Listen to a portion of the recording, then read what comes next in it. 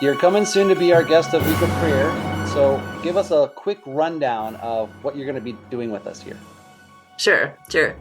Well, flying in on Tuesday, but I'm not speaking that day.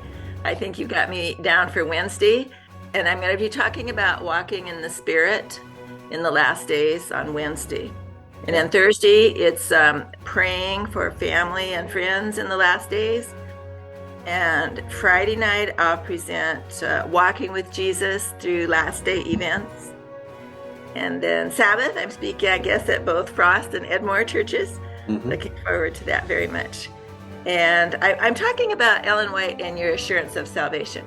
And then on Saturday night at the Cedar Lake Church, and it'll be wonderful to be able to come back into that house of God. I'm talking about empowering our youth for evangelism and service in the last days. So let's break it down a little bit. Wednesday, the topic is walking in the spirit of the last days. Tell us a little bit more about Wednesday's message. Yeah, nothing is more important for our faith journey and walking with Jesus than to be anointed with the Holy Spirit. The Spirit is absolutely essential for our salvation, for our victory over the stuff that we need to conquer, for our witness, for knowing and loving Jesus. And yet we know so little really about the Spirit. Um, in this presentation, we're going to learn about the early reign of God's Spirit, um, the sifting or the shaking of the people of God and what causes that, and the latter rain and the loud cry. We'll talk about where we can expect to receive the latter rain, which is a special outpouring of God's Spirit on his people before Jesus comes. We need to know how we can be prepared for it so it doesn't pass us by, so we don't not recognize it.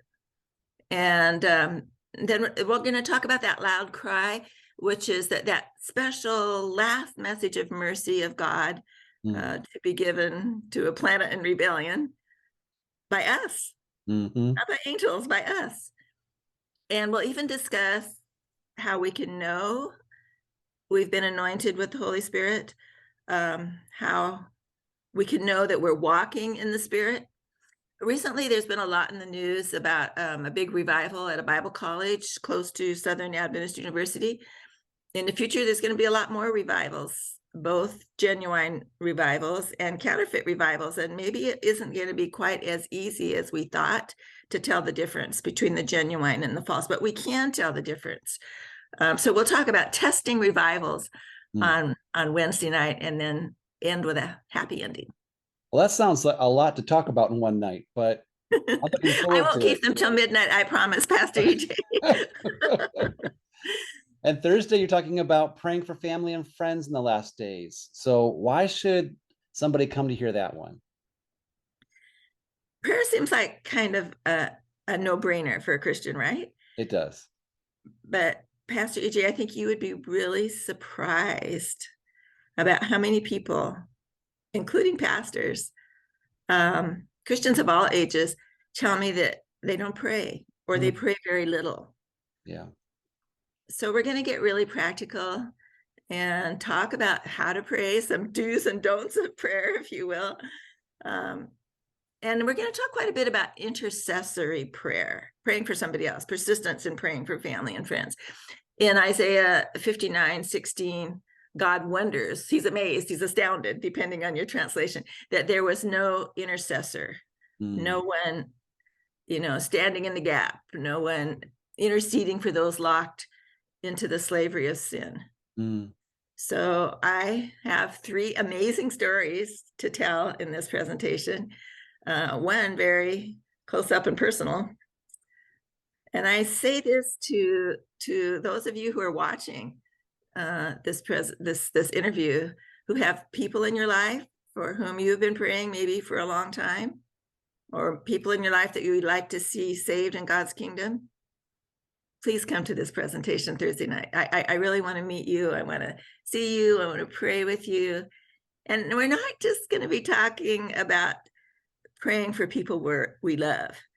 We're also going to be talking about praying for people who annoy us the most. Mm. So I hope folks are able to come on Thursday night. And Friday night is Walking with Jesus in the Last Days. Most of us are interested in hearing about the last day events. Why is there so much interest around the last day events, and what draws us to this topic? Well, I think most of us really want to be with Jesus. We want to see him, and we want to know, how close is that reunion? Mm-hmm. When is he coming?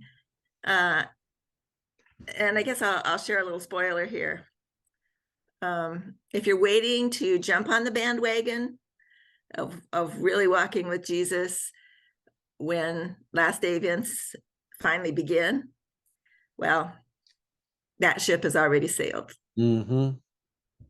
And we are definitely going to talk about events that have recently occurred that would help us know what we can expect in the future. The really important question is, what kind of people should we be in order to be faithful to Jesus through these last day events, through the time of trouble, through the 7 last plagues, through the blending of church and state that brings on the death decree against God's faithful children, according to Revelation 13:15. And we want to be faithful, right? And how can that happen? So I would say that some of the things in this presentation, some may already know, some may not know at all. But in either case, there's going to be food for thought, food for reflection, food for prayer, a call to action, a call to transformation. I want to be ready when Jesus comes. Yeah. You're probably too young to remember, but when I was young, 100 years ago, we used to sing this song, I want to be ready when Jesus comes. Earth's pleasures grow dim while I'm waiting for him. Lord, keep me till Jesus comes. And that's what we're talking about, being kept in the safety and security of the salvation of Jesus throughout these events that are about to transpire in even greater urgency and intensity. Yeah. I'm glad you're taking this approach. I listen to a lot of speakers who talk about last day events, and they seem like they're scaring us with all the terrible disasters and horrible things that are happening in the world today.